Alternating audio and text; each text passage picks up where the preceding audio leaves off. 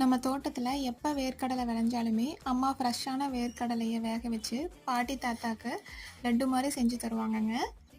வேக வச்ச வேர்க்கடலையோட வெல்லம் இல்லைன்னா நாட்டு சக்கரை போட்டு உரல்ல ஆட்டி லட்டு மாதிரி செய்வாங்க. செம்ம டேஸ்ட்டாக இருக்கும். நானே பாதி லட்டு காலி பண்ணிடுவேன். நமக்கு ஃப்ரெஷ்ஷான வேர்க்கடலை கிடைக்கலனா கடையில் வாங்குற வேர்க்கடலையே ஓவர் நைட்டு ஊற வச்சு வேக வச்சு இது செஞ்சுக்கலாங்க. பாட்டி தாத்தானால வேர்க்கடலை மென்று சாப்பிட முடியாது, அதனால் இப்படி செய்வாங்க. பாட்டி தாத்தாக்கு மட்டும் இல்லைங்க, குட்டீஸ்க்கு நமக்கு எல்லாத்துக்குமே ரொம்ப பிடிக்கும். இந்த மாதிரி வேர்க்கடலையை உழித்து அது கூட வெல்லம் சேர்த்துக்கலாம், இல்லைன்னா நாட்டு சக்கரை சேர்த்துக்கலாங்க. நான் இப்போ நாட்டு சக்கரை தான் சேர்த்துருக்கேன்.